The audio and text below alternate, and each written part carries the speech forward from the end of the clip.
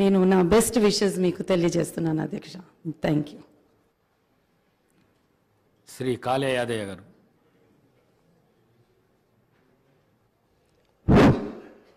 తెలంగాణ రాష్ట్ర 3వ శాసనసభ స్పీకర్గా ఎన్నికైనందుకు మొట్టమొదట నా హృదయపూర్వక ధన్యవాదాలు.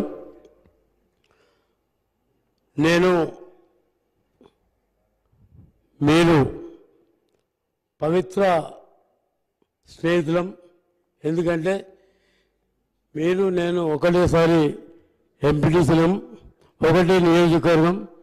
మరి ఆ రోజు ఇద్దరం కలిసి వికారాబాద్ సీటుకు 4 సార్లు కొట్లాడినాం. ఇద్దరం కూడా 4 సార్లు వికారాబాద్ సీటుకు కొట్లాడినాం. కాలక్రమేణా 2008లో మరి రాజశేఖర రెడ్డి సాబ్ మరి నాకు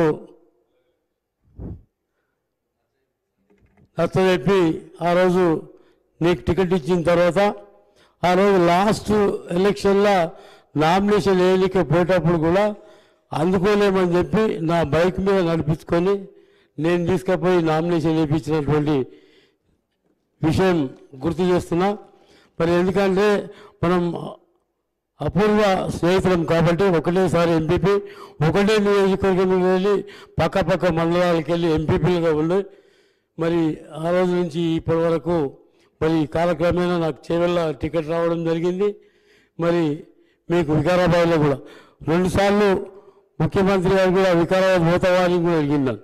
మొన్న వికారాబాద్ పోమని కూడా చెప్పిండు. ఆయన కూడా నేను వికారాబాద్ పోను సార్, చేవెళ్ళకి వెళ్ళి ఉంటాను చెప్పు. కాబట్టి ఏది ఏమైనా అందరికంటే ఎక్కువ సంతోషం నాకుంటుంది.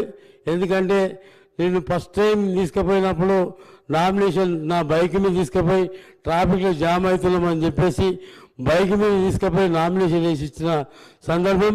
అదేవిధంగా మేడం ప్రచారంలో భాగంగా 2008లో ఒక ఊళ్ళో ఎమ్మెల్యే క్యాండిడేట్ ఏంటంటే మేడం నన్ను చూపించింది, ఆయన ఎమ్మెల్యే క్యాండిడేట్.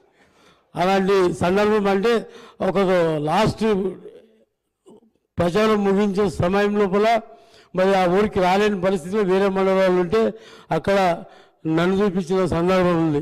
కాబట్టి అందుకే మనం అపూర్వ స్నేహితులం అని చెప్తున్నా. మరి అదేవిధంగా అపూర్వ సోదరులం.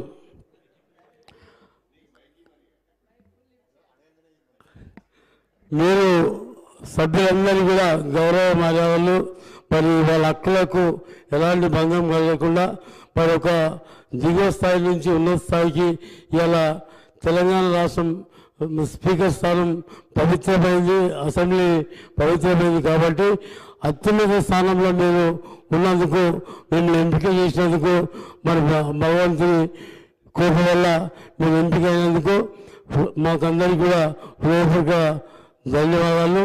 మేమందరం కూడా మీకందరికీ మీకు మరి ఎల్లప్పుడూ అందుబాటులో ఉండి సభ్యుల హక్కులను కాలరాయకుండా మా యొక్క ధ్వనిని వినిపించేటట్టు మాకు అవకాశాలు కల్పించాలని ఆ భగవంతుని కోరుతూ మరి అవకాశం కల్పించిన మీ అందరికీ కూడా పేరు హృదయపూర్వక ధన్యవాదాలు చెప్తూ సెలవు తీసుకుంటాం. శ్రీ రాజగోపాల్ రెడ్డి గారు.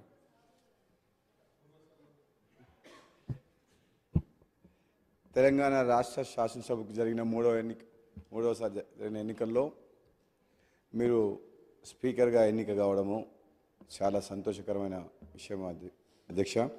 నిజంగా చెప్పాలంటే మేము ఈసారి ప్రభుత్వం వచ్చిన తర్వాత మీరు ఒక పొజిషన్లో ఉంటారు అనుకున్నాం. చాలా కష్టపడి పైకి వచ్చిన మీరు అంతకంటే ఇంకా పెద్ద స్థానంలో గౌరవప్రదమైన స్థానం వచ్చేసరికి ఇంకా చాలా ఆనందం కలిగింది. సంతోషకరమైన వార్త.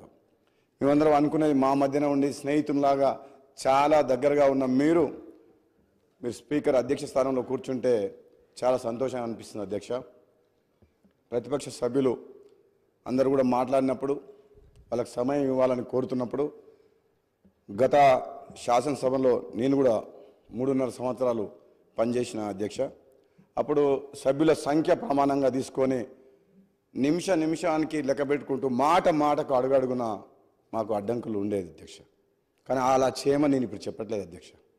సంఖ్యాపరంగా కాకుండా ప్రజా సమస్యల మీద మాట్లాడేటప్పుడు ప్రతిపక్ష సభ్యులకు తగిన సమయం ఇవ్వాలని, అధికారపక్షమైన ప్రతిపక్షమైన ఈ తెలంగాణ రాష్ట్ర ప్రజలు ఎన్నో ఆశలతో తెలంగాణ రాష్ట్రం సాధించుకున్నారు కాబట్టి ఈ ప్రజాస్వామ్యాన్ని కాపాడే విధంగా ప్రశ్నించే గొంతుగా ప్రజల పక్షాన ప్రజాప్రతినిధులుగా ఎన్నికై ఈ సభకు వచ్చిన ప్రతి ఒక్కరికి కూడా వాళ్ళ సమస్యలు కానీ వాళ్ళ నియోజకవర్గ సమస్యలు కానీ తెలంగాణ రాష్ట్రంలో ఎన్నో ఆశలతో పెట్టుకున్న ప్రజల సమస్యలు కానీ మాట్లాడే అవకాశం మీరందరికీ కూడా కల్పిస్తారని చెప్పి కోరుకుంటూ, ఒక విధంగా చెప్పాలంటే గతంలో జరిగిన చేదు అనుభవాలను నేను చెప్పదలుచుకోలేదు. కానీ సభ్యులందరికీ కూడా అధికార పక్ష సభ్యుల పార్టీ తరఫున మేము మాటిస్తున్నాం, మీరు ఏది మాట్లాడినా ఎప్పుడు మాట్లాడినా మన స్పీకర్ గారి ఆధ్వర్యంలో ఈ సభ సజావుగా సాగేందుకు మా అందరి సహకారం కూడా ఉంటుందని తెలియజేస్తూ